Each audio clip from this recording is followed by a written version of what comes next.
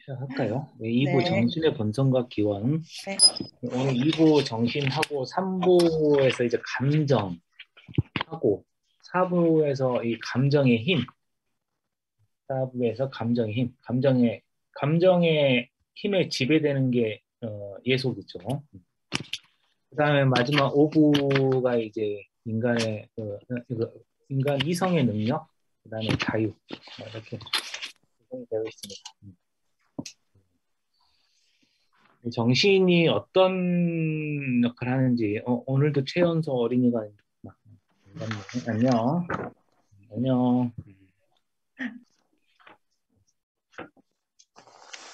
자, 읽어보겠습니다. 이제 신, 곧 영원하고 무한한 본문에는 유라고 표현이 되어 있죠. 예, 본문에 유라고 표현이 되어 있습니다.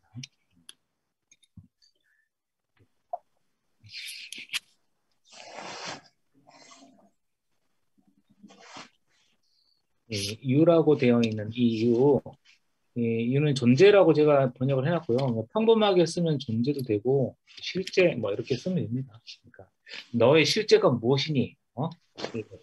너의 정신의 실제가 무엇이야? 뭐 이렇게 말할 때 그런 평범하게 쓰면 됩니다.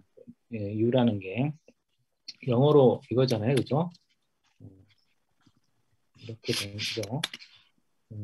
신, 곧 영원하고 무한한 그런 존재의 본질에서 지금 우리가 공부를 했기 때문에 이 단어 하나하나가 지금은 그냥 대수롭지 않게 여겨지진 않죠. 그죠? 영원하다는 게, 그죠? 연상이 되죠. 그죠? 영원하다는 것은 무엇이었냐면, 앞과 뒤를 아무리 늘려도 그건 영원한 게 아니죠. 그죠? 그죠? 그런 건 지속이라고 그랬죠. 그죠? 영원한 꼭 무한한 존재. 이 무한한 것은 그래서 무한한 능력과 연결되죠. 그죠? 그죠? 무한하다는 건 그때 뭐였냐면, 제한받지 않는. 그렇죠. 뭐라고요? 제약하지 않은. 그러니까는 무한하기 때문에 제약이 없잖아요. 네, 제한. 제약이 없, 네, 예, 그죠. 제약이 없음. 그렇기 때문에 이건 무조건 필연적으로 존재하는. 실존하죠. 네. 그죠. 그래서 우리가 이때 뭐라고 불렀냐면 무조건 실존을 제약하는 게 없기 때문에 존재할 수밖에 없잖아요. 그죠. 그래서 이걸 뭐라고 불렀냐면 곧 존재 자체가 본질 자체가 존재할 수밖에 존재를. 없어서 자기 아, 원인이라고 불렀죠, 그죠? 네. 그죠? 네. 이렇게 연상이 조금씩 조금씩 되면 되겠습니다. 그래서 영원하고 무한한 이 존재의 본질에서 필연적으로 생기지 않으면 안 되는 것들에 대한 설명으로 넘어가려고 한다. 이 필연적으로 생기지 않으면 안 되는 것들. 이 본질에서 이 신의 본질에서 이제 필연적으로 생기지 않으면 안 되는 것들. 기본적으로는 양태입니다. 양태. 그죠? 음. 양태들에 대해서 살펴보겠다. 그런데 오늘 새로 오신 선생님께서는 제 일부를 공부를 안 하셔가지고 약간 난이도가 있을 수 있으니까 약간 힘들더라도 오늘은 잘 참으시고 어, 이거 끝나면 일부 녹음한 게 있으니까 그걸 좀 받아서 일주일 동안 좀 들으시면 될 것 같습니다. 네. 그렇게 되고 네. 신의 본질에서 무한히 많은 것이 생겨나므로 여기서는 인간의 정신과 최고의 행복에 관한 인식으로 인도할 수 있는 것만을 다루고자 한다. 신의 본질에서 무한히 많은 것이 생겨나기 때문에 이 신의 본성 안에 무엇이 포함되어 있냐면 무한히 많은 속성들이 포함되어 있죠. 그죠? 신의 본질 안에 무한히 많은 속성들이 있고 그러니까 속성 자체가 무한한데 그 무한한 것이 무한히 있기 때문에 도대체 얼마나 많은 거겠습니까? 그죠? 그래서 다 헤아릴 수도 없는 건데, 그러니까 잘 보면, 예를 들어서 무한히 많은 것이 생겨나므로, 그래서 다 살펴볼 수가 없으니까, 이게 생략된 것이에요. 제가 보기에. 맥락상으로. 여기서는 정신과 행복에 관한 인식으로 인도할 수 있는 것만 좀 살펴보겠다. 뭐 이렇게 되는 것이고요. 그러니까 그래도 충분한데 왜 그러냐면, 자 보세요. 지금 이제 그 우리가 지난 시간에 공부했던 예를 들어서 잘 보세요. 그 연장 속성도 무한하고 그죠? 무한하잖아요, 그죠? 연장 속성은 무한한데 이 연장 속성이 굉장히 무한하니까 이게 뭐야? 무한하니까 연장 속성이 변한 양태들도 무한히 많겠죠, 그죠? 우리가 네. 생각할 수 없을 정도로 많지 않겠습니까? 그런데 네. 사유 속성도 있잖아요.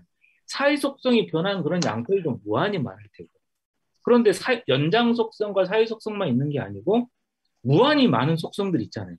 그 우리가 다 이해하지 못하는 그 모든 것들을 다 이해해야지. 그 양태들을 다 이해를 해야지 우리가 신을 이해하는 게 아니겠냐. 이렇게 말할 수가 있잖아요. 네. 이 많은 걸 다 어떻게 이해하냐. 스피노자가 이야기하는 건 그럴 필요가 없다는 거예요. 그럴 필요가 없고 예를 들어서 우리가 지난 시간에 공부했던 거 있죠. 평행론. 속성들은 실제적으로 구별되고 그리고 그래서 속성들은 평행하다. 이런 게 네. 있죠, 그죠? 네. 신의 속성들, 연장 속성을 갖고 있으면 신에게는 연장 속성과 그 사유 다음에 속성. 그렇죠. 거기에 대해서는 사유 사유 속성을 속성. 가져야 되고 또 무한한 다른 속성. 속성들, 그죠? 다른 속성들을 갖게 돼 있잖아요, 그죠? 신은 이렇게, 그죠? 그러니까 생각을 해보면 우리가 사유 속성만 알아도 나머지 속성들은 다 평행하기 때문에 굳이 다 공부할 필요가 없다는 거예요. 이해가십니까? 평행하기 때문에. 그래서 그 예전에 공부했던 실제적 구별이라든지 평행론이 도움이 되는 거죠. 그러니까 잘 말해 다시 보면 신이 예를 들어서 이렇게 연장 속성으로 움직이면 그걸 뭐라고 우리가 공부했냐면 형상적 본질이라고 했죠. 그런 네. 형상적 본질이 우리 토상적 본질로 나타나야 되죠. 네. 그러면 그 두 개의 구조가 같을까요, 다를까요? 같겠죠. 같아요. 그죠? 속성만 다를 뿐이지 같겠죠. 그럼 우리가 연장 속성의 구조만 알게 된다면 신의 사유 속성의 구조조차 알게 되는 거죠. 미지의 속성도 구조는 동일하겠죠. 그죠? 그게 실제적 구별과 평행론의 그 장점이죠. 네. 그래서 이제는 우리는 정신에 대해서 좀 공부하겠다. 그리고 사실 인간한테 중요한 것은 지금 스피노자가 3부에서 이야기하고 있는 3부의 정서, 감정이라고 하는 거 있죠. 좀 더 적절한 표현으로는 정념이라고 하는 거 있는데 우리한테 문제가 되는 건 정념이고 내가 증오에 빠지거나 그죠? 누구를 질투하거나 이런 모든 감정들 이런 감정들이 인간을 힘들게 할 때 이 문제를 어떻게 해결할 것이냐. 왜냐하면 가장 큰 문제는 인간과 인간이 서로 죽이는 상태죠. 이게 가장 큰 문제 아니겠습니까? 이 문제를 철학적으로 어떻게 해결할 것인가인데, 그래서 먼저 이 정념, 감정 이런 것들이 전부 다 정신에 들어가는 거죠, 정신에. 그래서 정신을 살펴보는 거예요. 자, 정의 3부, 2부 정의. 내가 이해하는 물체라고 하는 것은 신의 본질이 연장된 사물로 고찰되는 한에서 신의 본질을 일정한 방식으로 표현하는 양태다. 물체라고 말하는 것은 바디라고 하는 것은 연장의 차원이에요. 아시겠죠? 사유의 차원이 아니고 연장의 차원에서 양태다.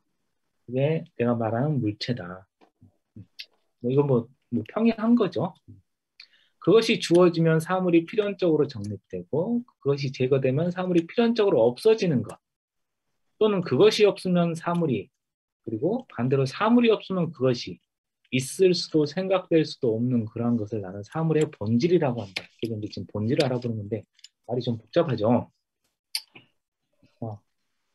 자, 그것이 주어지면 자 봅니다. 본질, 사물의 본질. 자 봅시다. 예를 들어서 신의 본질이 무엇이냐? 신의 본질.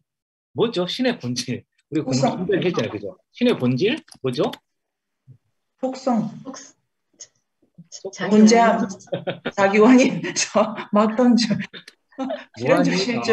무한히 많은 속성들로 이루어지는 속성들이죠. 그죠? 속성들이죠. 본질이. 그죠? 그걸로 이루어진 실체를 신이라고 했었죠. 그죠? 그러니까 무한히 많은 무한한 속성들. 무한히 많은 이 같은 말인데, 그죠? 무한한 속성들이라고 하죠, 그죠? 그냥 무한한 속성들이 신의 본질을 구성하잖아요, 그죠? 네. 그러면 잘 보세요. 이 말이 되게 중요한데, 그러니까 예를 들어서 책상의 본질 뭐 이런 말도 있겠죠, 그죠?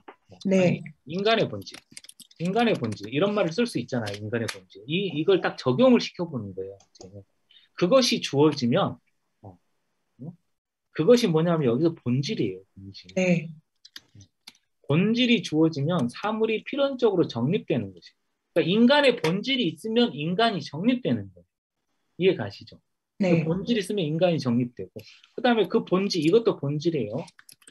본질, 그 본질이 제거되면 또 사물이 없어져요. 그러니까 인간의 본질이 없어지면 인간이 사라지겠죠. 당연히. 네. 그렇습니다. 또는 그것이 없으면 사물이 또는 반대로 이게 되게 중요한데 네.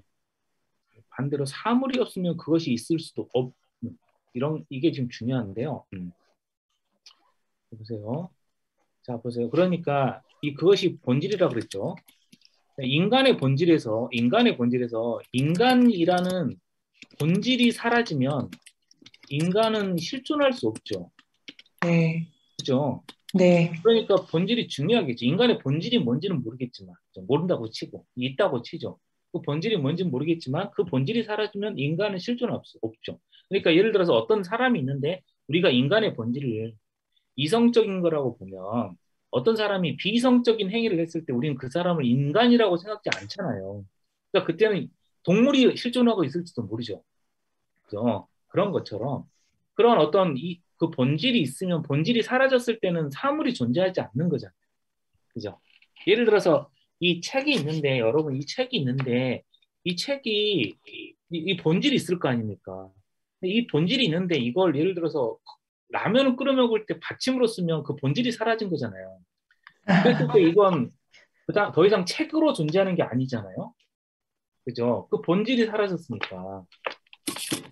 그렇게 말을 한다면 이해가 되죠. 그죠? 본질이라는 게 이해가 되나요? 충분히. 그러니까 전문 여기 잘 보면 그것이 없으면 사물이 있을 수 없는 것.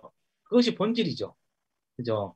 근데 더 중요한 것은 두 번째, 사물이 없으면 그것이 있을 수도 없는 것을 본질이라고 부른다. 이렇게 돼 있어요. 이게 되게 중요한 규정이에요. 그러니까 여기까지가 기존의 본질 규정이에요. 그 본질이 없으면 사물이 사라지는 것이에요. 그러니까 이성이 없으면 인간이 아닌 경우, 예를 들어서 언어를 써야만 인간이라면 언어를 쓰지 못하면 비인간이 되는 이런 것들이 본질이죠. 그렇게 본질을 말할 수 있는데 지금은 사물이 없으면 그것이 없는 것이에요. 그러니까 스피노자가 본질이라고 말하는 것은 자 보세요.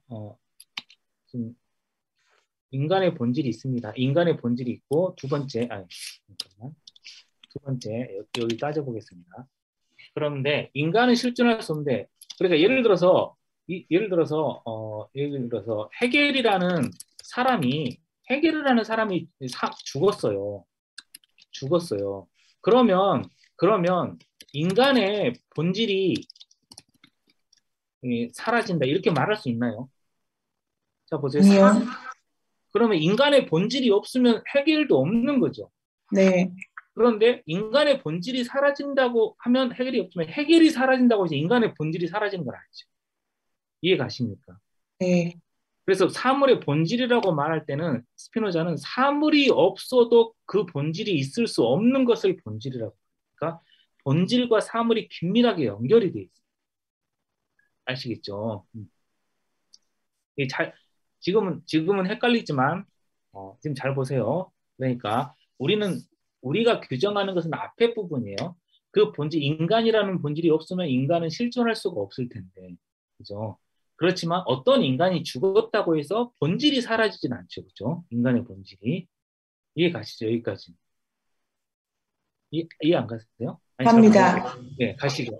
잠깐만요. 그러니까 지금 실존과 본질은 다른 건데 다른 건데, 그죠? 그러니까 사물의 사물의 실존과 사물의 본질은 다른데 여기 잘 보면 본질이 사라지면은 사물은 사라지죠. 네. 우선 이건 이해가시죠. 그런데 네. 사물이 사라졌다고 해서 본질이 사라지냐? 그건 아니에요. 아닙니다. 그죠? 그런데 그런 경우가 딱 하나 있는데 그게 바로 신이에요. 신은 뭐냐면 신의 본질이 사라지면 속성이 있을 수 없겠죠. 그런데 네. 속성이 사라지면 어떻게 될까요? 신도 신은 없어요. 존재할 수가 없습니다. 네. 아시겠습니까? 네. 그러니까 본질과 그 실존이라는 것을 구별할 때 우리는 첫 번째 이런 경우로만 생각을 하고 있죠. 그죠? 이런 경우로만 생각을 하지만 스피노자는 뒤의 규정까지 연결해서 본질을 생각한다는 거예요. 아시겠죠? 네, 나중에 또 다른 이야기가 나오니까 그때 좀 더 살펴보기로 하고 우선은 그런 관계가 조금 있다. 세 번째 관념이란 정신이 사유하는 것으로서 정신이 형성하는 개념이다. 그러니까 우리 정신이 형성하는 것들을 관념이라고 부른다. 아시겠죠? 그 다음에 앞에 나와 있던 물체는 연장 수준에서의 양태였고, 그죠? 연장 수준의 양태였고, 그 다음에 정신이 사유하는 것으로 정신이 형성하는 개념을 관념이라고 부른다. 했습니다. 관념이라고 불렀습니다. 해명. 지각이라는 말은 그러니까 관념과 지각이 경합을 하는데 그러니까 철학적으로 다른 철학자들은 지각이란 말을 많이 씁니다. 예를 들어 우리가 여기 책을 지각해 이런 말을 쓰잖아요. 그죠? 책을 내가 지각하는 것이야. 이렇게 말을 쓰는데 스피노자는 이 말은 정신이 대상의 작용을 받는 것처럼 자꾸 보인다는 거죠. 그러면 정신이 대상의 작용을 받을 수 있을까요? 없을까요? 아니요, 못 받아요. 못 받죠. 그죠? 왜냐하면 속성이 다르기 때문에. 그렇죠. 속성이 다르기 때문에.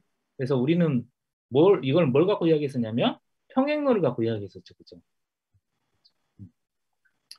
정신이 대상의 작용을 받는 것처럼 보이니까 그럼 대상의 작용을 받아서 정신이 자꾸 뭔가를 느끼는 것처럼 그래서 뭔가 관념이 생기는 것처럼 개념이 생기는 것처럼 생각하기 때문에 나는 지각이란 말 대신에 개념이라고 쓰겠다. 아시겠죠? 그러니까 개념은 이 개념은 정신의 능동을 표현하는 것처럼 보이고 그러니까 예를 들어서 이게 무슨 이야기냐면은 철학자들이 그러니까 예를 들어 잘 보겠습니다. 그러니까 저기 책상이 있으면 우리는 책상을 지각하고 그죠?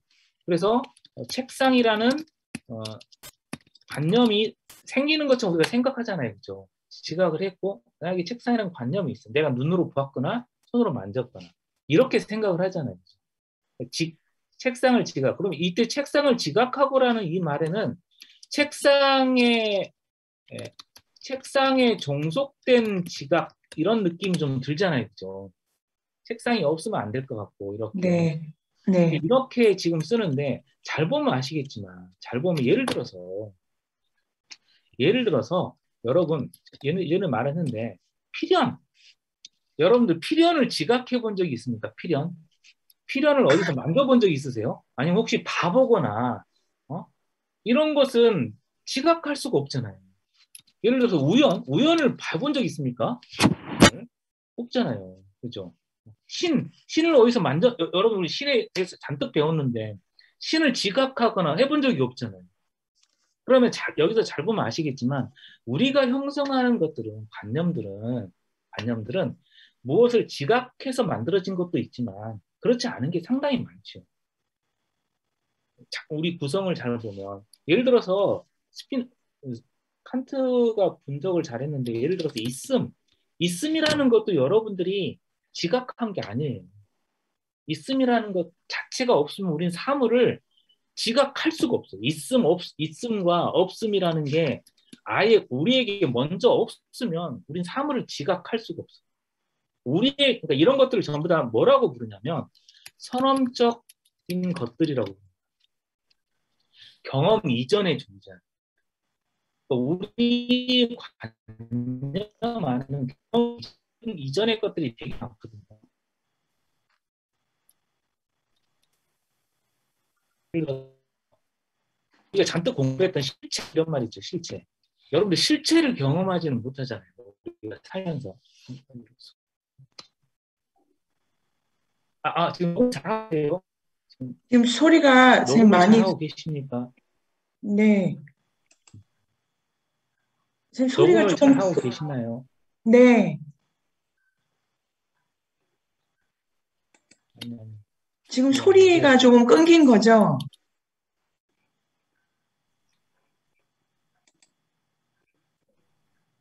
네, 소리가 디디디디디 합니다. 디디디디디디, 예, 예, 디디디디 했습니다. 예. 네네네. 들리십니까?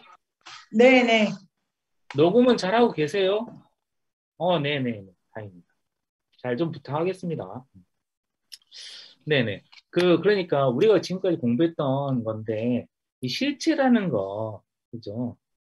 실체라는 것을 우리가 경험할 수가 없잖아요. 안 그렇습니까? 여러분, 실체를 우리가 잔뜩 공부했지만 사실은 전혀 경험도 해보지 않은 채 우리는 지금 일부를 그렇게 지속을 해온 거죠. 대단한 거죠.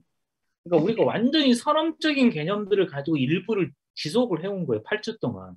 여러분들이 굉장히 고차원적인 그런 형이상학적인 것들 막 해온 거죠. 그래서 보면은 그러니까 우리가 갖고 있는 그러니까 스피노자 체계에서는 그러니까 예를 들어서 뭐 그러니까 뭐 그러니까 뭐죠? 칸트 같은 경우는 그래서 선험적인 것과 경험적인 것 이렇게 이제 우리가 갖고 있는 개념들을 나누기도 합니다. 나누기도 하는데 스피노자는 지금 체계가 어떻게 되어 있냐면 체계가 책상이 있고 책상을 지각해서 나에게 책상이라는 관념이 생기면은 다 지각해야 되는 거니까 그건 안 되고 그게 아니고 스피노자 체계에서는 책상이 있으면 그 책상에 대한 관념이 나에게 자연스럽게 생기죠. 왜냐하면 평행론 때문에. 이해가십니까?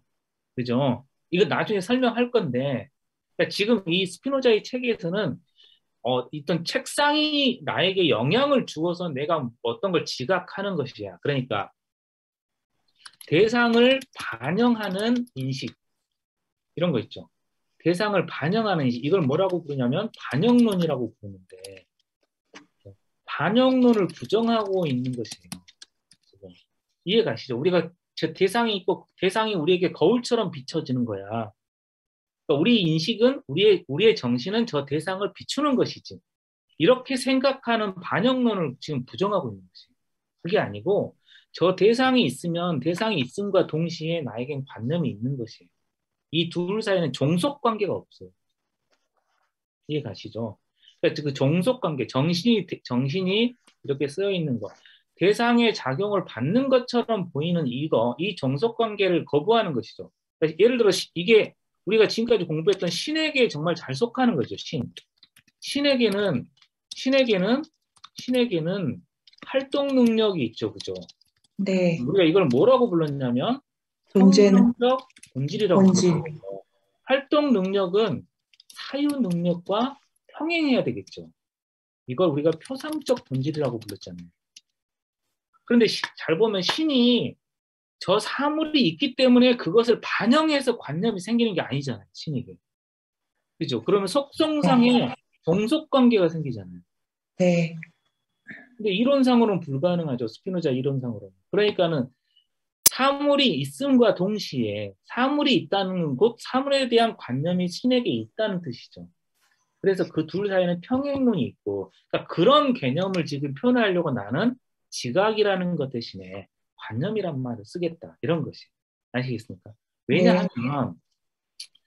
왜냐하면 이게 뭐 약간 그러니까 그 어원이 아이디어라고 하는 그러니까 이데아라고 하는 거 있죠. 그죠? 이데아라고 하는 거.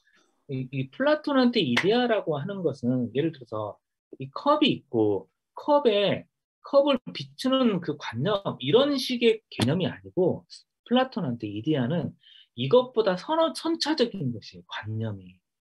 아시겠습니까? 오히려 이 관념이 선차적이고 이 관념을 반영하는 게 이것이 사물이에요.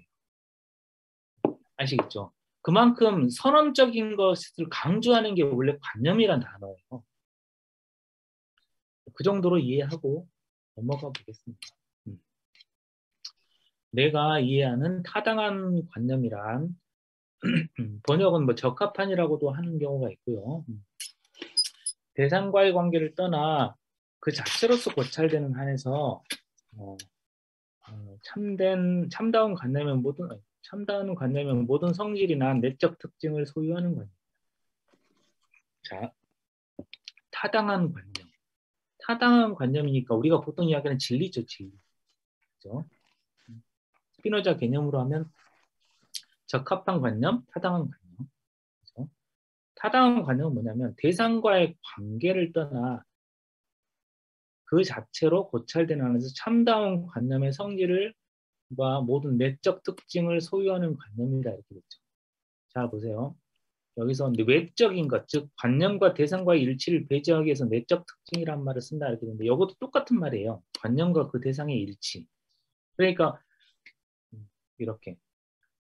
그러니까 이게 무슨 말이냐면 저 대상을 내가 정확하게 비춰야만 참다운 관념이냐 그렇지 않다는 거예요. 이해가 있어. 대상을 비춘다 이건 종속된 개념이에요. 스피노자한테 그렇게 생각지 않는다는 거죠. 그 관계를 떠나서 그러니까 대상을 비추냐 마느냐 이런 문제가 아니에요. 왜 그럴까요? 왜 그러냐면 대상이 이런 구조로 가지면 관념이 그런 구조로 가는 건 당연하죠. 평행론. 그렇죠. 평행론이니까. 이해가십니까? 관념이 그 구조만 가지면 되는 거예요. 대상을 비추는 문제가 아니라는 거예요. 이해가시죠? 우리가 보통 적합한 관념이나 타당한 관념을 자꾸 우리가 어떻게 생각하냐면 이렇게 외적인 것으로 생각한다는 거예요. 우리가. 아, 저 대상을 정확하게 넌 비추고 있니? 이렇게 말하는 거예요.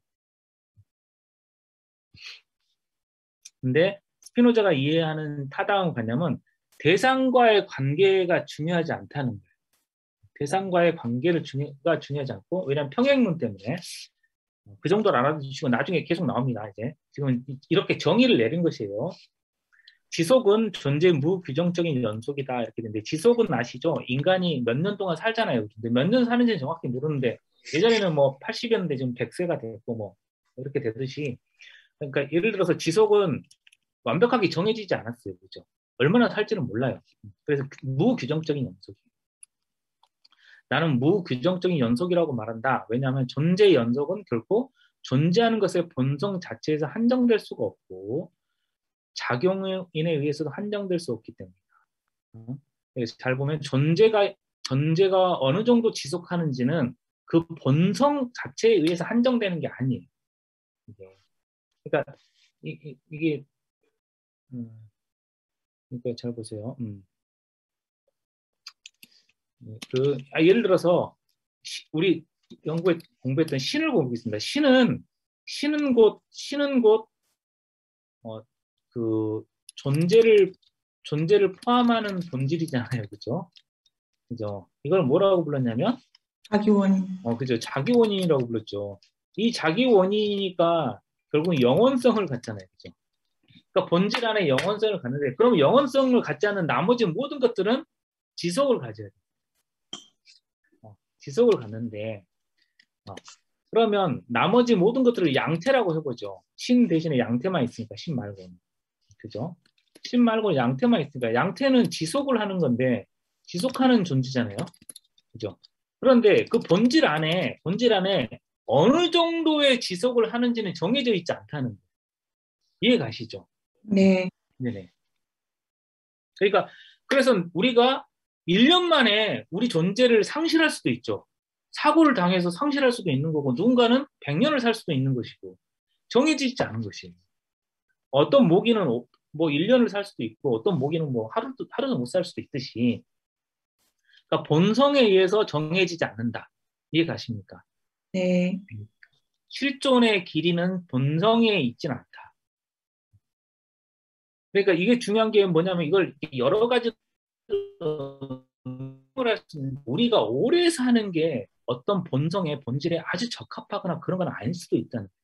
근데 짧고 굵은 삶이 오히려 더 좋을 수도 있는 것이고 어떤 상황에서는 예를 들어서 전쟁이 있는 상황이라면 짧고 굵게 사는 그런 삶이 추앙받을 수도 있는 것이고 우리처럼 푸코의 말처럼 이 생체 권력이 강하게 작동하는 아무나 죽지 못하게 하는 이런 사회는 오래 살아야 되겠죠, 그죠? 뭐 그런 것처럼 그러니까 오래 삶이라는 게 본성에는 들어있지 않습니다. 그죠? 또한 작용연에 의해서도 한정될 수가 없습니다. 그러니까 나를 이렇게 영향을 미치는 것들이 많잖아요, 그죠? 그죠? 우리는 옆에 주위에 이렇게 그리고 나를 나에게 영향을 주는 여러 가지 영향들이 있겠지만 그것에서 내가 완벽하게 언제까지 사는지 이런 건 정해져 있지 않습니다. 그죠? 그리고 그다음에 어딨지? 예, 됐고 6번째, 6번째 실제성과 완전성을 동일하는 것으로 이해한다. 그러니까 이 실제성이라고 하는 건 말이 어려운데 그게 아니고 그냥 실제한다 이런 뜻이에요. 책상이 실제한다. 뭐 실제란 말을 썼지만 인간이 존재한다. 살고 있다. 뭐 그것든 간에 뭐 바위가 있다. 뭐 이런 뜻이에요, 그냥. 그런데 그걸 스피노자는 있는 것은 완전하다. 스피노자 이렇게 말하고 있는 거예요, 지금. 그러니까 무슨 말이냐면은 자 이건 너무 당연한 건데 스피노자 자 보세요. 있는 것이 뭐죠? 있는 것. 있는 것을 양태라고 하죠. 스피노자 체계에서는. 그죠? 양태들이죠. 양태들은 실체의 변형이에요. 그죠? 이 실체가 우리는 스피노자 책에서는 신이었죠. 그죠? 신은 그 자체로 절대적으로 무한하죠. 신이 변한 모든 것들은 곧 신을 다 표현하는 것들이죠. 양태들은 신의 무한한 능력의 표현이에요. 그죠? 그리고 신에게는 우리가 지난번 예전에 공부했지만 신에게는 부정, 유한, 무능이 존재하지 않습니다. 그러니까 모든 양태들이 신의 표현이기 때문에 어떤 양태들도 불완전한 게 없어요. 이해 가시죠? 그러니까 내가 인간이든 아니면 강아지든 아니면 내가 바퀴벌레든 모두 신의 표현이에요. 모두 신의 표현으로 실제 하는 것이고 그래서 다 완전합니다. 그러니까 실제 하는 것은 완전하고 아시겠죠? 근데 이제 이렇게 이제 이야기를 해보면 아시겠지만 그러니까 실제하지 않은 것이 불완전한 것이에요. 실제하지 않은 것은. 그러니까 실제한 것은 그러니까 실제한다면 그건 완전한 것입니다. 그래서 근데 실제라는 게 잘 보면 실제한다는 것은 지속을 포함하는 것이잖아요. 것이고 네. 이건 정해져 있지 않은 한계고 지속을 포함한다는 것이고 그러니까 지속을 포함하기 때문에 우리는 실제하는 과정에서 여러 고통을 겪을 수도 있는데 이 고통의 모든 순간도 완전하다. 이게 스피노자의 체계에서 나오는 표현일 수 있어요. 근데 이걸 받아들이긴 쉽지 않습니다. 예를 들어서 우리가 살다가 스피노자의 예인데 누군가가 막 반박을 합니다. 스피노자한테 막 편지로 막 반박을 할 때 그 당시엔 편지가 하나의 교환 수단이죠. SNS 하듯이 막 이렇게 요즘에 배틀 뜨듯이 이렇게 키보드로 근데 편지로 배틀을 떴잖아요. 이렇게 편지에 뭐 예를 들어 맹인이 되었다. 그래도 완전한 거냐 이렇게 물어볼 때 스피노자 완전하다고 말합니다. 그 모든 변화가 다 신의 표현이고 그걸 받아들일 수 있는 건지는 알 수 없지만 스피노자의 철학 체계상은 그렇다고 할 수 있죠. 그래서 실제성은 완전성이다. 이렇게 좀 규정을 했습니다.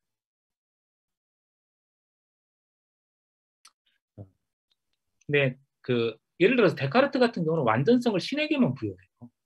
인간에게는 불완전성을 부여합니다.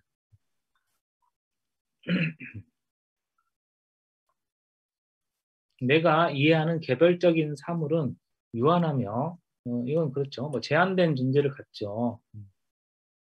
만일 많은 개체가 동시에 하나의 결과의 원인이 되게끔 하나의 활동으로 협동한다면 그런 안에서 그것은 하나의 개체로 완성됩니다.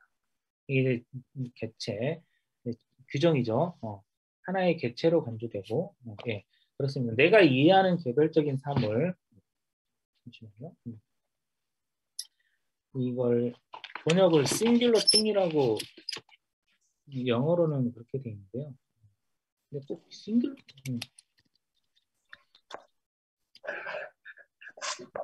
이렇게 이 개체 그냥 우리가 알고 있는 인디비주얼한 거 있죠, 그죠? 그러니까 이게 인간이든 뭐든 상관이 없어요. 인간이든 뭐든 상관이 없고 많은 개체가 하나의 결과의 원인이 된다면 아시겠습니까? 예를 들어서 축구를 해보면 되게 축구를 보면은 한 골이라는 결과를 11명의 선수가 원인이 되어서 만들잖아요. 그러면 그때 11명의 선수는 그렇게 협동할 때는 하나의 개체라고 말할 수 있고 근데 집에 돌아가면 다시 뿔뿔이 흩어지겠죠. 그러니까 이렇게 개체를 규정하겠다는 거예요. 스피노자의 개체 규정은 그래서 유기체 단위가 아닌 거죠. 아시겠습니까? 그러니까 유기체론과는 거리를 두고 있죠. 그러니까 개체라고 말할 때 아시겠죠? 그러니까 이 들레즈가 쓰는 접속 이렇게 말하는 거. 그러니까 예를 들어서 제가 지금 그 노트북과 함께 우리가 지금 강의라는 걸 하나를 구성하고 있는 거잖아요. 그럼 노트북과 제가 하나의 개체가 되고 있는 것이죠. 아시겠습니까? 이 순간은 개체인 거고 또 제가 뭐 TV를 보러 가면 이 개체에서 또 풀려나는 거죠. 그러니까 스피노자한테는 그러니까 예를 들어서 공동체가 규모가 커도 마을이라는 공동체든 국가라는 공동체든 이게 하나의 개체가 되는 순간이 있어요. 그죠? 매번 개체라는 건 아니고, 그죠? 강한 순간인데 월드컵 때 같은 경우는 국가가 하나의 개체임이 막 드러나는 순간이 있죠. 그럴 때 개체라고 한다. 그러니까 지금 우리가 보통 쓰고 있는 유기체 단위 이렇게 사물 하나하나의 단위 이렇게는 개체를 쓰지 않는다. 아시겠습니까? 네. 네. 네, 그다음에 공리.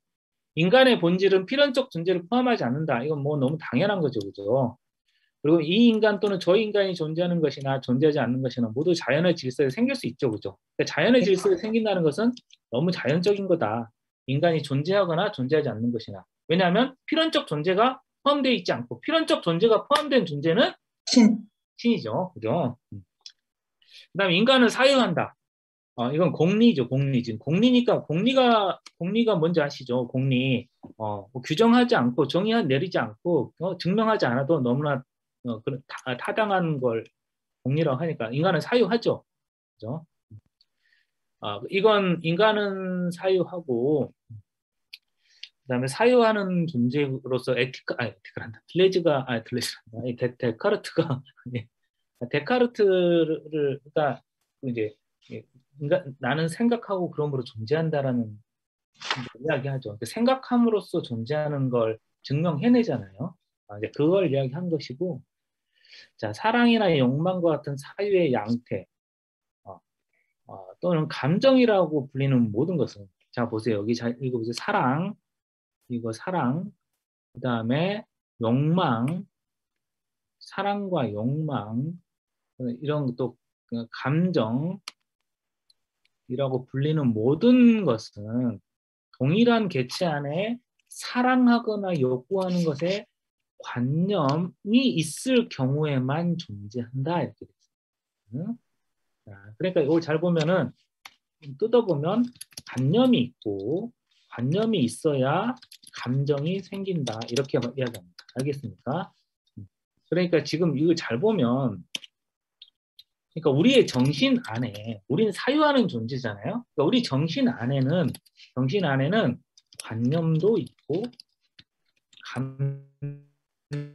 감정도 있다. 이렇게 정리를 할 수 있겠죠. 그렇죠? 우리 정신 안에는 관념도 있고 감정도 있다. 그죠?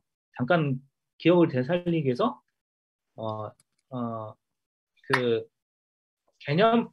개념이라고 쓰고 관념이라고 쓰는 이유는 지각이라고 쓰고 있지 않은 이유는 능동적으로 대상에 영향받지 않는다는 그렇죠, 그렇죠. 그렇죠. 기억을 하고 계시네요. 좋습니다.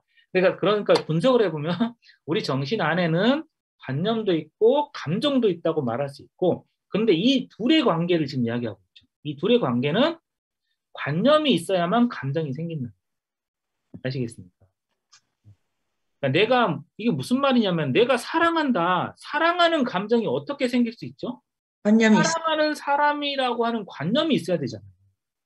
그 사람을 생각해야 내가 사랑하는 감정이 생기고, 아니면 그놈을 생각해야 내 증오라는 감정이 생기고 그런 거 아니겠습니까? 그러니까 어떤 관념이 있어야 된다는 거예요. 네, 감정은 그 자체로 작동하는 게 아니고 관념이 있어야 된다. 이렇게 지금 구별을 해놓고 있습니다. 스피노자가. 그러나 관념은 다른 사유 양태 없이도 존재할 수 있습니다. 그러니까 다른 사유 양태가 뭐냐면 감정 같은 거예요.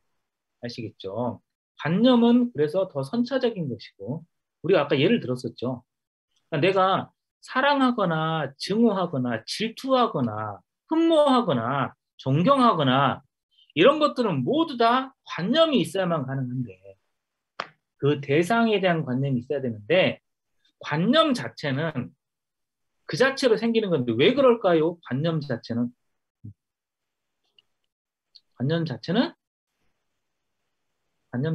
사유의 양태죠. 사유의 양태. 연장의 양태를 아까 뭐라고 불렀냐면? 연정의 양태? 네. 대상, 사물. 네? 앞에 분에 여기 처음, 우리가 여기서 공부했는데, 처음에 공부할 때, 물체라고 했죠. body. 네. 네.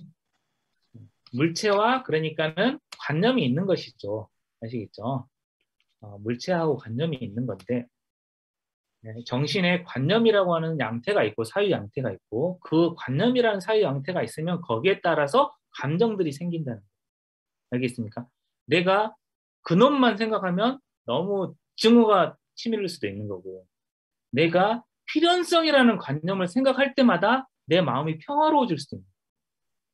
이해 가십니까? 나에게 우연성이라는 관념이 생길 때 불안해질 수도 있는 거예요.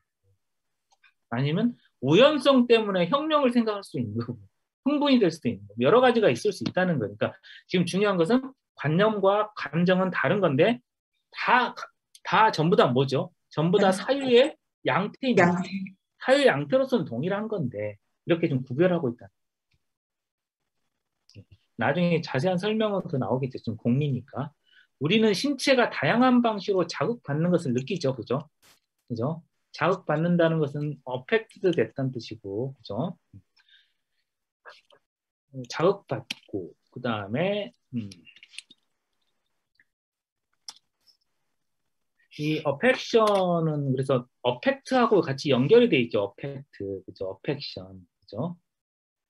그래서 이것은 변형이라고 부릅니다. 변형이라고 해석을 되게 하고, 우리가 자극받아서 변하죠. 우리가 자극을 받으면 우리 자극을 받았다는 뜻이 뭐냐면 우리가 변했다는 뜻이죠. 안 그렇습니까? 변하지도 않았는데 자극받을 수는 없잖아요. 우리의 시신경이 변하든 뭐가 변해야지 보이는 거 아닙니까? 그 다음에 5번째, 물체와 사유의 양태 이외에 다른 개별적 사물에 대해서 우리는 감각하거나 지각하지 않는다. 그러니까 다른 개별적인 사물에 대해서 우리는 물체와 사유라는 양태 이외에는 아무것도 느낄 수가 없습니다. 이게 무슨 말이냐? 신은 무한한 속성들을 갖고 있죠. 갖고 있고 연장 속성, 사유 속성, 그 다음에 또 다른 속성을 갖고 있는데, 그 중에서 우리는 연장 속성에서는 물체. 그렇죠. 물체를, 사유 관념, 성에서는 관념. 그죠? 관념만을 우리는 지각한다. 이렇게 아시겠죠? 우리는 상대방의 생각에 영향을 받고 상대방이 나를 때리면 뭐죠? 물체에 타격을 입는 거죠. 이해가시죠? 그 나머지 신이 어떤 식으로 변했는지는 우리는 알 수 없습니다.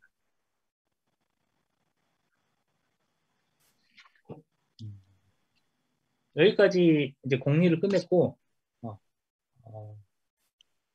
30초만 쉴까요? 30초? 공리까지 끝냈으니까. 그래 이분은 뭐 그렇게 두껍지 않습니다. 네.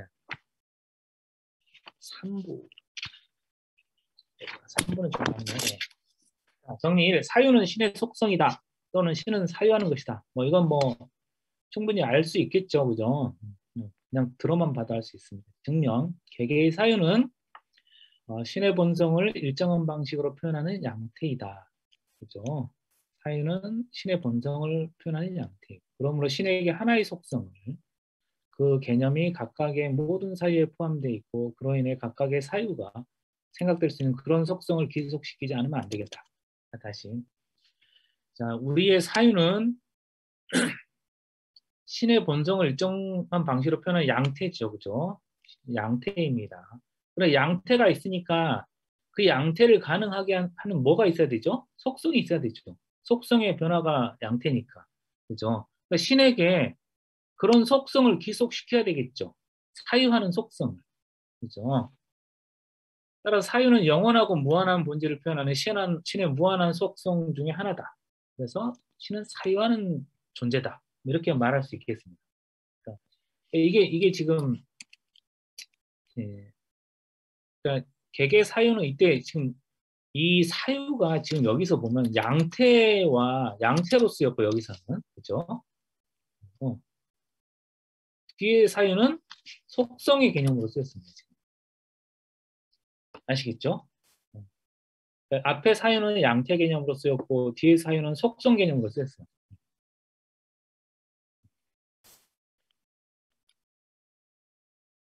뭐 예를 들어서 우리가 생각한다는 거, thinking이나 뭐 thought가 있다 그러면 그것을 지금 사유라도 속성이라고 할 수도 있고 양태라고도 할 수 있다 이런 것이에요.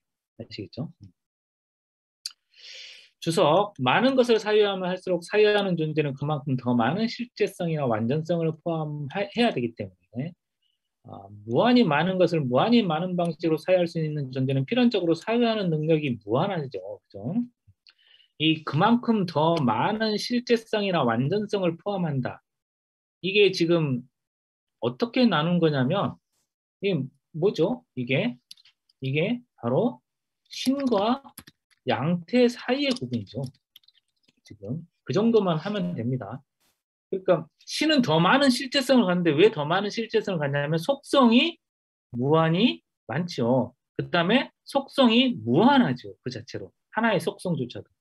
그러니까 더 많은 실제성을 갖고 인간은 더 많은 실제성을 갖고 있지 않죠. 실제성이 본질에 속하지 않으니까. 그죠? 그래서 무한하게 많은 것을 무한한 방식으로 사유할 수 있는 존재는 당연히 사유하는 능력이 무한하고 따라서 사유에만 주의를 기울여도 무한한 존재를 생각할 수 있습니다. 사유만 생각하더라도 사유하는 속성은 무한하죠. 그죠? 속성 자체가 신에게는. 그래서 그 속성은 신의 것 중에 하나다. 이렇게 말을 할 수 있다는 것입니다. 뭐 증명이나 주석은 번잡한데요. 어쨌든 첫 번째 증명은 이 증명 방식이 좀 독특한데 우리가 생각을 하고 있잖아요. 그죠? 나의 생각이 있어. 이 생각이 있으니까 이걸 양태니까 그 양태를 전제하는 속성이 있어야 되잖아요. 그죠? 양태가 속성. 그래서 신에게 속성이 있다. 사유하는 게 있다. 신에게 사유하는 게 없는데 어떻게 우리한테 사유하는 게 있겠냐. 이렇게 말하는 것이에요. 이해가시죠? 우리가 사유를 한다면 신의 변형입니다. 신에게도 그와 같은 양태가 있는 게 아니라 그와 관련된 속성이 있을 것이다. 그러므로 신은 사유하는 것인데 사유는 신의 속성이다. 신은 사유하는 것이다. 라고 말했는데 대신 신은 사유하는 것이라고 말할 때 이 사유는 인간적 방식은 아니에요. 아시겠죠? 인간적인 방식도 포함하겠지만 그것만 있는 건 아니겠죠. 인간적인 방식은 하나의 양태니까. 두 번째, 연장은 신의 속성이고 신은 연장된 것이다. 뭐 같은 것이에요. 그죠? 우리가 하나의 물체로 연장된 양태를 갖고 있으니까 신에게도 속한다. 뭐 이런 식이에요. 신은 연장된 것이다. 연장된 것이다. 이거 지금 익스텐디드를 이렇게 표현한 건데 우리말로는 이게 말이 안 되는 것이죠. 신은 연장된 것이다. 이렇게 우리 연장되었다 그러면 수업이 연장됐어 뭐 이렇게 말할 수도 있지만 그런 의미가 아닙니다. 지금 길이가 늘어났던 뜻이 아니고 그죠? 사유하는 것이다. 여기에 대응하는 것인데 이걸 익스텐션이 연장이고 그죠? 외연을 포함하는 것, 길이를 갖는 모든 것들이죠. 길이를 갖는 방식으로 활동하는 존재다. 이걸 표현해야 되는 건데 연장의 방식으로 활동하는 것이다. 이걸 해야 되는데 이걸 표현할 수 있는 방법이 벌써 연장된 것이다 했는데 누가 들으면 신이 이렇게 늘어났나 봐. 이런 뜻은 아닙니다. 아시겠죠? 이게 우리말로 표현할 수 있는 것의 한계인데 사실 이렇게 표현하면 안 되는 건데 어떻게 했어봐. 이 사람은 어떻게 했더라?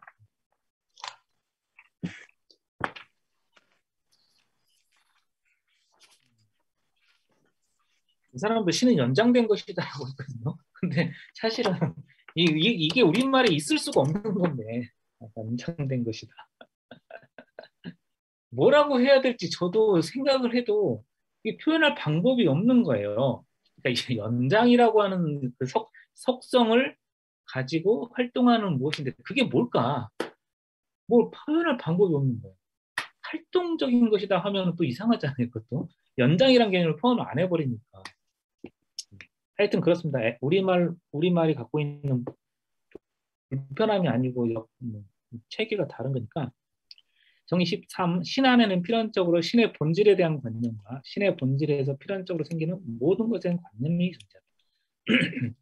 뜯어보면 신 안에는 신의 본질에 대한 관념이 먼저 있고요. 그죠?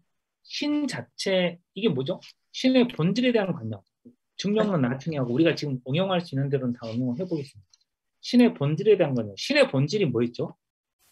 속성. 그렇죠. 무한한 속성들이죠. 속성들에 대한 관념이 신에게 있어야 되죠. 왜? 왜 있어야 되냐면 신의 본질을 뭐라고 불렀죠? 사유하고 본질이라고 불렀죠. 그것에 대한 관념을 뭐라고 불렀습니까?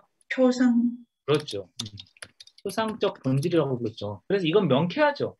신의 본질이 있으면 당연히 신에 대한 그 본질에 대한 관념이 신에게는 있어야 되죠. 이걸 우리가 간단하게 뭐라고 불렀냐면 전능과 전능에 대한 전지 이렇게 불렀었죠. 전지전능이라고 불렀잖아요. 전능한 것을 다 알고 있어야 되는 것이죠. 뭐 이렇게도 표현할 수 있는 건데 어쨌든 신의 본질이 있고 그것에 대한 관념이 당연히 있어야 되죠. 이건 뭐 여기까지는 우리가 공부한 대로 봐도 너무 명쾌한 것이고 그 다음에 신의 본질에서 필연적으로 생기는 모든 것 이게 지금 앞에 부분에 잠깐만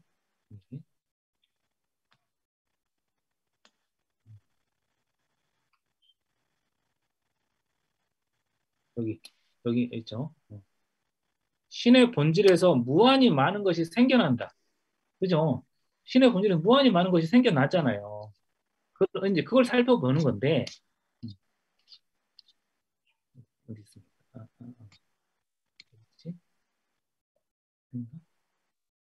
이건가 보다. 예. 그러니까 신의 본질에서 무한히 많은 것이 생기잖아요. 그죠? 이게 뭡니까, 이게? 이게 뭡니까? 이게 형상적 본질이라는 본질. 그죠? 그런데 관념이 당연히 표상적으로 존재해야 되잖아요. 알겠습니까? 그런데 필연적으로 생기는 모든 것들은 뭐죠? 우리는 양태들이라고 말했잖아요. 모든 것들이 생기는데 지금 양태 수준에 살펴보면 양태들에 대한 모든 관념이 존재한다. 그죠? 증명. 왜냐하면 신은 무한히 많은 것을 무한히 많은 방식으로 사유할 수 있거나, 그죠? 무한히 많은 것들을 무한히 많은 방식으로 사유할 수 있는데 이게 뭐죠? 신의 사유속성. 사유속성이죠. 네. 그죠? 사유속성이 원래 이런 거니까. 신은 신의 본질과 그 본질을 생기는 모든 것. 신의 본질이 뭐였죠? 신의 본질? 속성. 속성들이죠. 네, 속성들. 그리고 그 본질에서 필연적으로 생기는 모든 것이 뭐죠? 양태들. 양태들입니다. 그죠? 그러니까 신은 무한히 많은 것을 무한히 많은 방식으로 사유할 수 있다. 이게 뭐냐면 신은 사유 속성을 무한. 갖는다라는 뜻이잖아요. 그죠? 사유 능력이 있다는 뜻이고, 다시 말해서 토상적 본질을 갖고 있다. 이런 뜻이죠. 그죠? 너무 지금 빠른가요? 막 쓰려고 하는데 말해가지고 좀 정신 없으시죠? 예. 근데 어쨌든 간에 이 부분은 좀 이해는 충분히 되시죠? 지금까지 공부했던 걸로 이렇게 응용을 하면은, 그죠? 신은 무한히 많은 것을 무한히 많은 방식으로 사유할 수 있다는 것은 사유 속성과 사유 능력, 신의 표상적 본질이고, 그것들은 뭘 하는 거냐? 그것은 당연히 신의 본질이나 그 본질에서 생겨나는 것을 에 대한 관념을 형성하는 능력이죠. 이해가시죠? 신은 자신이 만든 모든 것에 대한 관념을 갖고 있는데, 왜? 평행하니까. 신의 활동 능력과 신의 사유 능력은 평행하다. 평행하다. 그런데 신의 능력 안에 있는 모든 것은 필연적으로 존재하죠. 왜냐하면 신의 능력 안에 있는 모든 것은 필연적으로 존재하는데 왜 필연적으로 존재하냐? 신의 본질 이퀄 존재였죠. 존재를 포함한다. 그죠? 이걸 자기 원인이라고 했는데 지금 계속 반복하고 있는 거예요. 엄청나게 뭐 괜찮은 수업인데 반복 수업이네요. 그죠? 모든 것은 필연적으로 존재하죠. 신의 네. 능력 안에 있는 모든 것은 필연적으로 존재하는데, 그러니까 여기 있는 건 뭐냐면 모든 것은 필연적으로 존재한다는 것은 존재하지 않는 것을 신은 갖지 않는다는 뜻이죠. 그죠? 그러니까 신 안에는 존재 불가가 없는 것이에요. 그러니까 모든 것은 신 안에 존재하고 그 모든 것에 대해서는 신은 관념을 갖고 있는데, 그럼 말을 뒤집으면 우리는 이따가 사라질 수도 있지만 그 사라지는 것에 대해서도 신은 관념을 다 갖고 있는 것이죠. 신 안에는 있죠. 그러니까 우리의 죽음조차도 신에게는 존재하는 것이죠. 신만이 우리를 생각하고 있을 수 있잖아요. 그래서 아마 신을 믿는 구석도 있겠죠. 따라서 그런 관념도 필연적으로 존재하며 오직 신 안에서만 존재한다. 그러니까 존재하는 모든 것에 대한 관념은 신 안에만 있다. 우리는 그렇지 않다. 그러면 되겠습니다. 그래서 대부분 신의 능력을 신의 자유의지나 대부분 신의 능력을 신의 자유의지나 존재하는 모든 것에 대한 신의 권능으로 이해를 하는데, 우리가 예전에 자유의지를 부정했었죠. 그죠? 공부한 기억이 혹시 나십니까? 제가 삼각형 예를 몇 번 들었는데, 제가 성함을 잘 모르니까. 근데 삼각형의 내각의 합은 360도야? 그러면, 아니야. 막 고개를 흔들잖아요. 이때 이 부정의 의지는 관념 때문에 나오는 것이죠. 그죠? 내각의 합이 180도라고 하는 관념이 우리에게 있기 때문에 부정의 의지가 나온다. 그래서 의지는 자유롭지 않다. 의지는 단지 사유의 한 양태이다. 양태이기 때문에, 사유의 한 양태이기 때문에 양태들은 모두 다 인과 법칙 안에 있다. 자유롭지 않다. 그런 것이죠.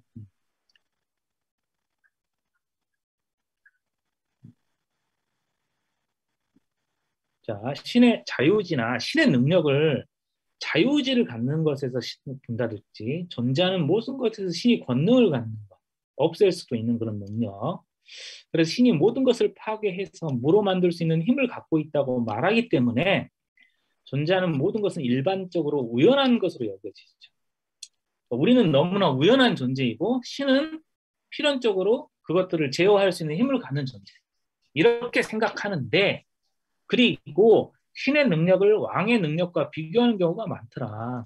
하지만 우리는 앞에서 신은 자신을 인식하는 것과 똑같은 필연성을 가지고 활동한다는 것을 밝혔다. 다시 자신을 인식하는 것을 뭐라고 부르느냐. 이렇게 말합니다. 그죠? 인식하는 형적 본질. 똑같은 필연성을 가지고 활동하는 것은 형상적 본질이죠. 그러니까 형상적 본질을 다시 잊어먹은 분들이 있으시면 양태. 활동한다는 것은 신의 활동은 사유의 방식으로 연장의 방식으로 인터넷이 자꾸 이렇게 불안정하지? 들립니까? 네. 네. 연장의 방식으로도 그 다음에 미지의 속성의 방식으로도 표현된다. 이게 바로 형상적 본질이에요. 아시죠? 활동을 할 때 사유, 연장, 미지의 속성의 방식으로 활동하고 그걸 형상적 본질을 갖고 거기에 대해서 신은 표상적 본질을 갖는다. 그러니까 그 말을 쉽게 하면 신은 자신을 인식하는 것과 똑같은 필연성을 가지고 활동한다. 그 중간에 단어가 필연성이죠. 아시겠습니까? 신은 활동의 필연성과 사유의 필연성이 똑같은 것이죠.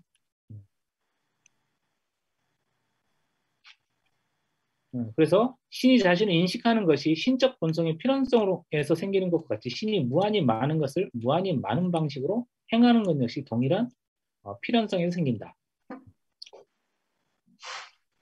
그러니까 신이 뒤에 부분 무한히 많은 것을 무한히 많은 방식으로 행하는 것, 이게 활동적 본질이죠. 활동하는 능력이고 이것과 동일하게 신은 인식하는 것이죠. 이걸 뭐라고 간단히 이야기하냐면 평행론이라고 하죠. 그죠? 네.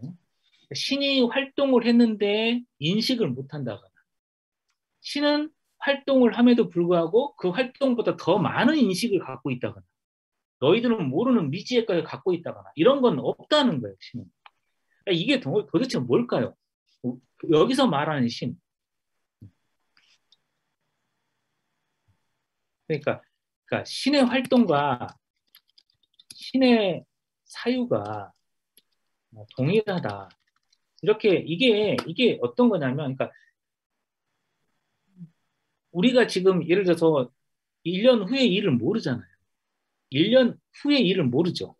그럼 신은 알고 있을까요? 모릅니다. 이 규정을 따지면. 그러니까 1년 후가 되어야 그때 나타나는 모든 활동을 신은 갖고 있는 거예요. 1년 후에 활동이 나타날 거 아닙니까? 우리가 뭐 활동을 할 거 아닙니까? 생각도 활동이니까 신에겐. 우리가 이런 생각을 하고 이런 활동을 하고 모든 걸 할 때 신은 1년 전에 그걸 다 알고 있느냐? 그렇지 않다는 거예요. 그러면 뭐가 문제가 되냐면 평행하지 않은 것이 되는 거예요. 왜 그럴까요? 왜냐하면 1년 전에 신은 이미 사유 쪽에 더 많은 걸 갖고 있게 되잖아요. 활동보다. 아시겠습니까? 그러니까 신은 1년 후에 일을 몰라요. 1년 후가 되어야 하는 거예요. 그게 바로 평행론이에요. 그러니까 다르게 표현하면 역사의 진행 순간순간 신이 아는 것이지 역사의 진행과 상관없이 예정하고 있지는 않다는 거예요. 예정론 같은 건 없어요. 다음으로 앞에서 일부 정의 34에서 신의 능력은 신의 활동적 본질임을 이미 밝혔습니다. 정의 34는 기억이 안 나도 그냥 대충 그렇죠. 그죠? 밝혔던 거겠죠. 그러므로 신이 활동하지 않는다는 생각은 신이 존재하지 않는다는 것과 마찬가지로 불가능하죠. 신은 활동하죠. 그 활동이 무한히 많은 걸 생산하는 것이고 무한히 많은 걸 생산한다는 건 뭐냐면 연장의 방식만이 아니라 사유의 방식으로도 생산한다. 많은 사람들이 신에게 돌리는 그 능력이란 인간적인 능력일 뿐만 아니라 이걸 신과 인간의 유사성이죠. 그러니까 신이 군주의 능력을 갖는다든지 모든 것을 파괴할 수 있다든지 존재하는 것을 징벌을 예를 들어서 뭐 누굽니까? 그 노아의 홍수 같은 거 있잖아요. 노아의 홍수. 노아가 아니 신이 징벌을 내려서 이 세상을 멸망시키려고 해라고 말할 때 그 노아는 그 노아가 살고 있는 땅에 비가 엄청나게 많이 내린 거 아닙니까? 비가 너무 많이 내리니까 어머 이렇게 세상이 멸망하는구나. 신이 분노하셨네. 배를 만들어서 온갖 동물들을 다 집어넣어서 탈출을 했는데 문제는 그게 그 당시에 팔레스타인 지역에 홍수가 난 거죠. 팔레스타인 지역에 홍수가 났는데 세상이 망한 줄 알았던 거죠. 그러니까 그만큼 무능한 것이죠. 그러니까 그런 신이 홍수를 내려서 세상을 멸망시킬 수 있어라고 생각한 것은 노아의 너무 인간적 사유방식이죠. 세상을 정확하게 몰랐던. 그런 무능력까지 포함한다는 것을 밝힐 수 있지만 신에게 돌리는 그 능력이라는 게 사실은 신의 무능력인데 되풀이하고 싶지는 않다. 왜냐하면 이걸 앞에서 했습니다. 그래서 일부 정리 16 이하를 한번 다시 읽어봐 달라. 일부 정리 16 이하를 다시 읽어봐 달라고 했는데 다시 읽기는 싫잖아요. 그죠? 너무 싫죠. 그죠? 언제 읽겠습니까? 그러니까 우리가 그때 말했었잖아요. 그때 왜 무능력까지 포함한다고 했었냐면 그때 이런 거 있잖아요. 신이 자신이 생각하고 있는 것들 다 능력으로 표현해버리면 고갈되어 버리는 거 아니냐. 그러니까 신은 생각하고 있는 것을 좀 몇 개는 남겨두고 다 보여주지는 않은 거야. 이렇게 말하는 건 신을 무능력하게 만든다는 것이 스피노자의 개념에 따르면 그 이야기를 일부 정리 16 이하에서 했는데요. 그래서 신의 능력을 왕의 능력이나 권능과 혼동하게 되면 나의 말을 이해하지 못할 것이다. 그래서 신은 왕도 아니고 그런 무소불위의 권력을 행사하는 자가 아니라 필연성의 법칙을 가지고 사물을 생산하고 그 생산된 사물에 대해서 알고 있고 그렇다. 그래서 우리가 일부에서 굉장히 힘줘가지고 강조한 그 개념이 필연성이었어요. 필연성을 중간에 계속 넣어서 우리가 일부에서 이야기를 했었죠. 그죠? 필연성이라는 단어를. 그죠? 그래서 지금 이게 되게 중요합니다. 앞에도 나와 있는 필연적으로. 이 부분. 신 안에는 필연적으로 신의 본질에 대한 관념과 신의 본질에 생기는 모든 것에 대한 관념이 존재합니다. 이게 되게 그러니까 지금 여기서 이야기하고 있는 게 뭐냐면 평행론입니다. 그죠? 평행론. 신의 본질 능력과 활동 능력과 생각하는 능력은 평행하다. 그 다음 정리 4. 무한히 많은 것을 무한히 많은 방식으로 생기게 하는 신의 관념은 유일하다. 무한히 많은 것을 무한히 많은 방식으로 생기게 한다. 이게 뭐죠? 무한한 방식으로 생기게 하는 신의 활동 능력이죠. 활동 능력. 그죠? 그것에 대한 관념, 이게 뭐죠? 신의 표상적인 본질이죠. 그것에 대한 관념. 그죠? 그 관념은 신이 유일하니까 당연히 신만이 갖고 있는 것이죠. 우리는 모르죠. 증명, 무한한 지성은 신의 속성과 그 변형 외에 아무것도 파악하지 않는데 그런데 신은 유일하고 그러므로 무한히 많은 것이 무한히 많은 방식이 생기는 신의 관념도 유일한데 이때 이 무한한 지성은 지금 이게 신의 지금 사유예요. 아시겠습니까? 신의 사유는 자기 자신의 속성 아까 뭐라 그랬냐면 아까 앞에서 뭐라 그랬냐면 앞에서 이랬죠. 여기서 이야기한 것이에요. 신 안에는 신의 본질과에 대한 관념과 그죠? 그다음 신의 본질에서 생기는 것에 대한 관념이 존재한다고 했잖아요. 이해가십니까? 신의 본질에 대한 관념과 본질에서 생기는 것, 양태에 대한 관념. 본질에 대한 관념, 본질이 뭐였냐면 속성이었죠. 속성에 대한 관념과 거기서 생겨나는 양태에 대한 관념이 다 존재한다고 앞에 정리 3에서 이야기했잖아요. 그죠? 그 이야기가 지금 여기에 그대로 나오는 거죠. 그죠? 무한한 지성에는 신의 속성, 이게 아까 뭐로 했냐면 이게 아까 신의 본질이죠. 그죠? 신의 본질과 그 변형이 뭐죠? 양태. 양태들이죠. 거기에 대한 것을 다 갖고 있죠. 근데 신은 유일하니까 당연히 그 신의 관념도 유일하고 이런 모든 것들을 생각하는 신의 관념은 유일하다. 뭐 당연한 거 아니겠습니까? 그죠? 정리 5. 관념의 형상적 존재는 이 형상적 존재라는 말이 나왔고 신이 네. 형상적 존재는 신이 사유하는 존재로 고찰되는 한에서만 여기 되게 어려운 부분인데요. 네, 여기를 넘어서면은 아주 좋겠습니다. 한에서만 여기 나오는 한에서는 요걸 좀 잘 봐야 된다. 이게 잘못 이해하면 한이 서리는 그 한에서 이 스피노자 이해하다가 한이 서리는 부분이 한에서만인데, 네, 저도 이걸 상당히 이해하기 좀 곤란해서 혼자 눈물을 흘린 적이 많았습니다. 공부하다가 혼자 눈물도 흘렸고 막 땅도 치고 산책도 많이 다니고 하게 됐는데, 다시 보겠습니다. 관념의 형상적 존재는 신이 사유하는 존재로 고찰되는 한에서만 신을 원인으로 인정하고 신이 다른 속성에 의하여 설명되는 한에서는 그렇지 않다. 이 문장이 좀 다시 읽어보겠습니다.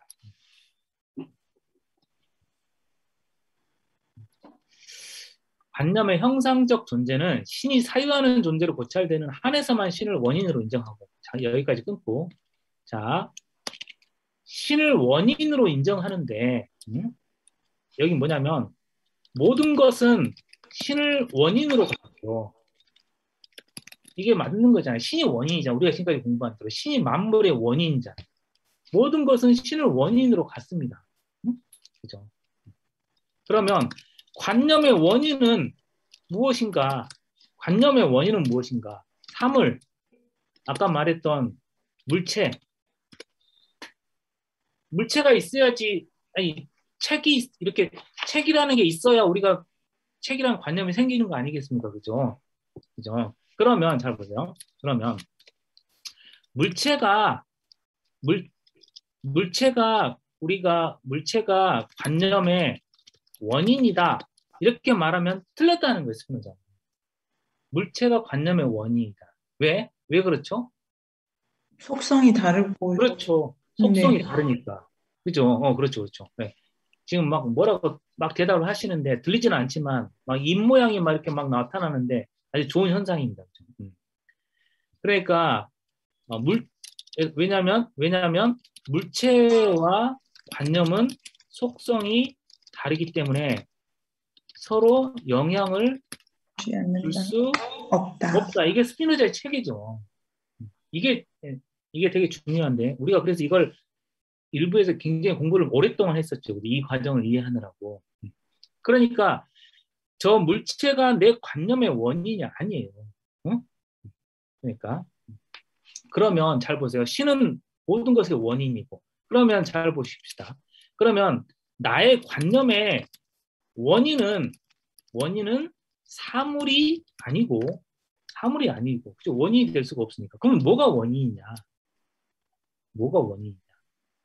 왜 나에게 관념이 생겼냐? 그 원인이 신이 원인인데, 그죠? 신이 원인인데 여기서 뭐라고 돼 있냐면 관념의 형상적 존재는 신이 사유하는 존재로 고찰되는 한에서만 신을 원인으로 인정한다. 이게 무슨 말이냐? 신이 원인인데 사물이 아니고 신이 원인인데 그래서 관념의 원인은 신이 원인인데 신이 그 원인이 되는 관념으로 사유하기 때문에 변한 한에서 신을 원인으로 갖는다. 이런 것이에요. 자, 잘 보겠습니다. 이런 건데.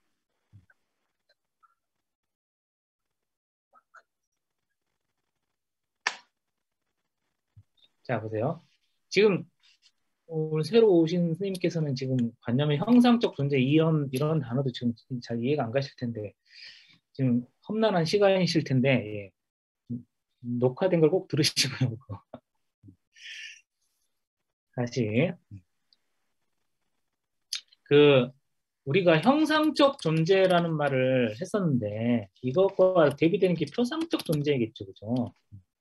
그러니까 지금 왜 관념에 형상적 존재라는 말을 썼느냐, 지금 이게 지금 관건이거든요. 우리가 그러니까 형상적 존재와 표상적 존재를 우리가 구별했던 걸 떠올려 보면 되는데, 알겠습니까? 자, 다시 그러면 관념에 표상적 존재라 그러면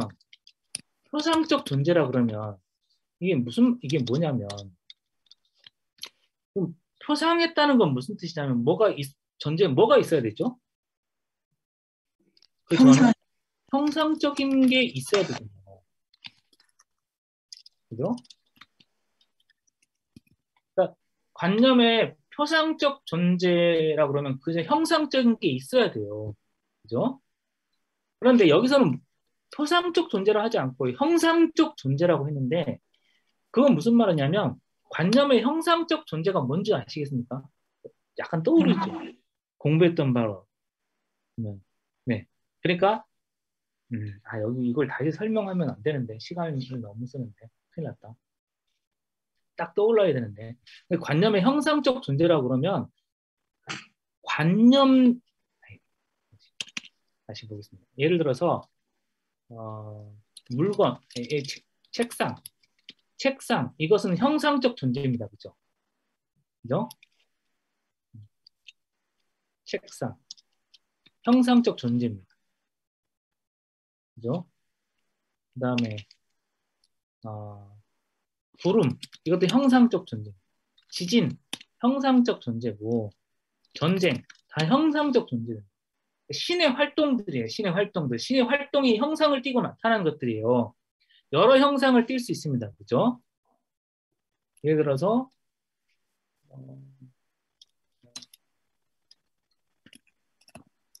이건 뭐죠? 이것도 신의 형상적 어떤 형상이죠? 신의 사유 속성의 형상이죠. 알겠습니다. 사유 속성의 형상이 이 관념으로 나타나는 것이에요. 아시겠죠? 그러니까는 그러면 여기서 책상이라는 관념은 책상에 대한 관념은 뭘까요? 책상에 대한 관념은 표상적 본질이죠. 알겠습니까? 저 책상을 비추는 거잖아요. 그죠? 비추는 것인데 이 관념 자체를 보면 뭐죠? 관념 자체는 형상. 그렇죠? 신의 사유를 표현하는 거잖아요. 그러니까 그래서 관념 자체로 보면 형상적 본질을 갖죠. 그러니까 지금 관념의 형상적 존재라고 하는 건 뭐냐면 관념이 무엇을 비췄다고 생각하지 말고 알겠습니까? 사물을 반사하고 있다고 생각하지 말고 신이 활동하고 있는 그 형상을 사유의 양태로 보여주는 그 상태 아시겠습니까? 그게 네. 관념의 형상적 존재라는 말이에요. 이해 가시죠? 그죠? 그 형상적 존재의 원인이 무엇이냐? 표상적 본질가 아니라 형상적인 관념의 그래서 관념의 형상적 존재의 원인은 이건 다시 말하면 예를 들어서 나에게 증오라는 관념의 원인은 무엇이냐? 원인은 쉽게 말해서 신이 사유하는 존재로 고찰되는 한에서만 신을 원인으로 인정한다. 이런 말이거든요. 지금 문장을 약간 바꿨는데 그럼 이게 무슨 말이냐면 증오라는 관념의 원인은 저 대상이 아니다는 거예요. 알겠습니까? 그 원인은 대상이 아니에요. 대상이 아니고 증오라는 감정이라고 하죠. 감정. 증오라는 감정의 원인은 뭐죠? 우리가 아까 했듯이 관념. 뭐죠? 관념이잖아요. 네. 어떤 관념이잖아요. 그놈이라는 관념이라고 해봅시다. 그놈이라는 관념.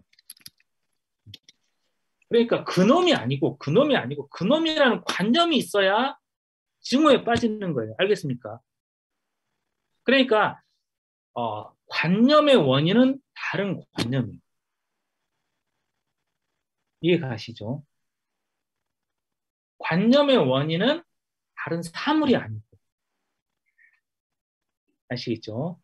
그러니까 다시 말해서 신은 원인인데 신은 신은 만물의 원인인데 지금 만물의 원인인데 원인이 작동하는 방식 만물의 원인인데 같은 속성 계열에서만 원인이다 이런 것이에요. 알겠습니까? 내 관념의 원인은 저 사물이 아니라 자유속, 네, 자유속성이다. 안에 다른 관념이에요. 어떤 관념이 나의 관념에 영향을 미칠 수가 있지 사물이 직접 영향을 미칠 수가 없어요.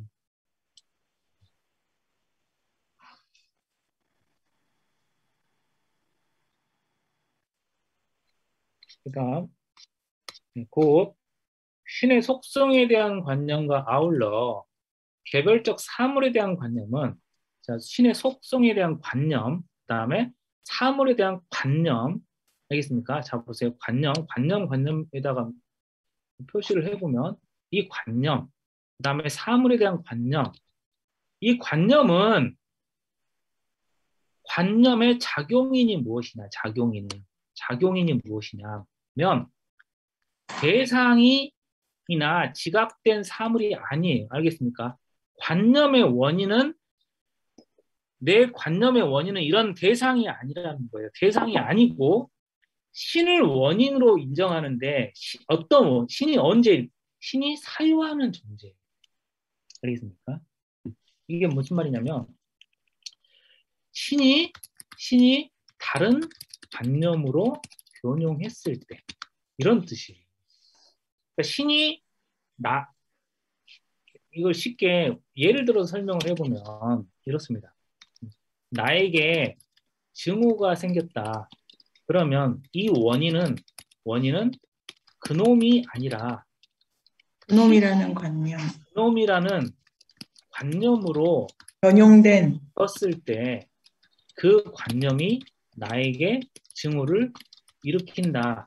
이렇게 표현하는 스피노자의 표현 방식이 이렇다는 거지. 왜냐하면 왜 이렇게 복잡하게 표현하느냐면 사물과 관념 사이에 직접적 인과관계가 없기 때문이에요. 아시겠습니까?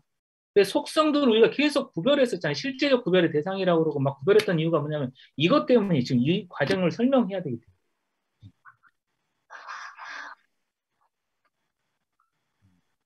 그래서 이야기하면 그러니까 사물은 그러니까 우리가 말했던 물체는 관념에 직접적으로 원인으로 작동하지 않는다. 알겠습니까? 스피노자 책에서는 물체가 관념의 직접 원인이 아니고 물체는 물체에게 그리고 관념은 관념에게만 원인으로 작동한다. 그런데 만물의 원인이 뭐냐면 신이잖아요. 만물의 원인이 신이니까 신이 어디에 있냐? 이 신이 변형된 물체가 변형된 물체가 물체에게 영향을 주는 것이고 여기도 신이 변형된 관념이 관념에게 원인으로 작동하는 것이에요. 아시겠습니까? 이때 신이 이 원인과 결과의 관계 속에 신이 계속 작동할 때 인과관계는 사물과 관념 사이가 아니라 사물은 사물에게 관념은 관념에게 이런 구조로 되어 있다는 좀 약간 복잡하게 되었는데 이게 지금 스피노자의 체계가 그래요. 네. 뭐가 이렇게 복잡하냐 원망도 따르고 그럴 수가 있는데요. 네. 증명까지만 하고 끝내도록 하겠습니다. 2부 정리 3이 뭐였냐면 앞으로 살짝 돌아가죠. 제가 써놓지 않았을까 싶은데 네. 신이 자신의 본질에 대한 관념과 자신의 본질 계속 떠올려보면 속성들 그죠? 에 대한 관념 거기에 대한 관념도 갖고 있고 그 본질에 생기는 모든 것 것이 양태들. 양태들에 대한 관념도 형성할 수 있다는 것을 신이 자신의 관념의 대상이라서가 아니라 이 신이 뭐냐면 이때는 뭐냐면 활동적 본질이에요. 있죠. 이 활동적 본질이 자신의 관념, 시간이 없는데, 예. 자신의 관념의 대상이라서가 아니라, 이때 이게 무슨 말이냐면, 요 부분이 좀 중요한데, 자, 신이 자신의 관념의 대상이다. 이렇게 되면 어떤 문제가 생기냐면, 이때 어떻게 생기냐면, 그러니까 신이라고 하는 사물이 신의 관념에 영향을 줄 수 있다. 이런 생각이 돼버리는 거예요. 그러면 안 되잖아요. 그죠? 사물은 관념에 영향을 줄 수 없으니까. 알겠습니까? 그러니까 신이 자신의 관념의 대상일 수가 없어요. 신이 활동하는 것은 관념의 대상일 수가 없습니다. 그게 아니고 신이 사유하는 것이라는 사실에서 결론을 내렸어요. 그러니까 앞에서 결론을 어떻게 내렸냐면 자신의 본질에 대한 관념과 생기는 양태들에 대한 관념을 형성할 수 있는 것은 그 양태가 있어서 내가 반영하는 게 아니고 저 컵이 있으니까 컵에 대한 관념이 생기는 게 아니라는 거예요. 신에게는. 그게 아니고 알겠습니까? 활동하는 것과 평행하게 내가 사유하기 때문에 그렇다. 이해 가시죠? 자꾸 평행론으로 생각하시면 됩니다. 그러므로 신의 관념의 형상적 존재는 이 형상적 존재가 계속 나오니까 어려운데 신관념의 형상적인 존재는 표상적인 게 아닙니다. 형상적 존재는 신이 사유하는 존재인 한에서 신을 원인으로 인정한다. 그러니까 신의 관념의 형상적 존재는 다른 말로 하면 신에게서 만들어진 어떤 관념이죠. 알겠습니까? 이 관념은 뭐 여러 가지가 있겠죠. 예를 들면 뭐 사랑이라는 감정도 있을 테고, 그죠? 뭐 여러 가지가 있다면 신이 사유하는 존재인 하에서 신을 원인으로 인정하는 것이지. 그러니까 이 말은 다른 말로 하면 신에게 사랑이라는 관념이 생겼을 때 그 원인이 사랑이라는 대상이 있지 않다. 사물이 아니라는 거예요.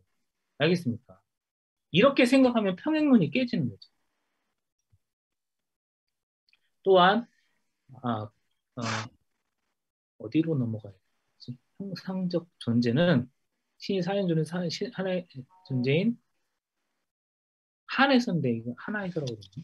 그래서 신을 원인으로 인정하고 또한 관념의 형상적 존재는 사유의 양태죠. 관념의 형상적 존재는 사유의 양태고 다시 말해 사유하는 존재인 한에서의 신의 본성을 특정한 방식으로 표현하는 양태 이것을 관념의 형상적 존재라고 그러는데 지금 이 문장을 잘 보세요. 관념의 형상적 존재는 사유의 양태이다.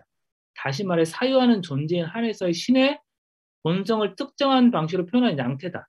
이 문장을 여러분들이 지금 읽는데 읽히죠. 그죠?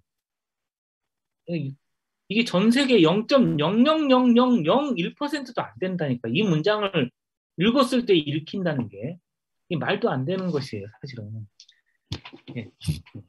그러므로 그것은 신의 다른 속성의 개념을 포함하지 않으면 다른 속성의 개념을 이 다른 속성이라는 말은 뭐냐면 연장 속성이라든지 그죠? 다른 걸 포함하지 않고 사유 외에 다른 속성의 결과도 아니에요. 사유 외에 다른 속성의 결과라고 그러면 평행론이 깨지는 거예요. 그러므로 관념의 형상적 존재는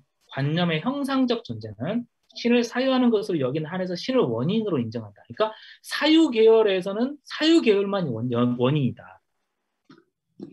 이걸 이걸 좀 굉장히 복잡한 과정인데 어느 여기까지만 해야 되겠습니다. 지금 좀 11월 13일 여기까지만 하도록 하겠습니다. 네, 질문 있으면 잠깐 질문을 받고 지금 오늘 처음 오신 그 선생님 좀 약간 좀 답답하시죠? 이 앞에 부분이 좀 잘려가지고 그죠. 그 녹음을 꼭 들으세요. 그 받아서 녹음이 다 해서 8번 있어요. 8번. 길 가면서 좀 들으시면 됩니다. 들으셔야 앞으로 진행해 갈 것도 답답하지 않게 앉아 있을 수 있어요. 지금 굉장히 답답하실 텐데, 그 심정을 충분히 이해합니다. 제가 스피노자 에티카 공부할 때 그 답답함 때문에 얼마나 울었던지. 답답한 게 당연한 겁니다, 지금. 일부를 듣지 않는 한은 이건 넘어갈 수가 없습니다. 그렇게 해야 되겠어요. 앞으로 중간에 오시는 분이 혹시 없겠지만, 혹시라도 계시면 꼭 미리 녹음을 들으세요. 네, 아시겠죠? 네. 네. 그리고 잘못했습니다. 녹음을 다 듣지 않는 한은 강의를 들을 수 없다. 그리고 시험을 좀 보시면 되겠네요. 오선민 선생님이 형상적 본질이 뭐였지? 이렇게 질문을 하고 네, 질문할 것이 없으시면 오늘은 이만 마치도록 하고요. 오늘도 이런 시간에 고생들 하셨습니다. 다음 시간에 뵙겠습니다.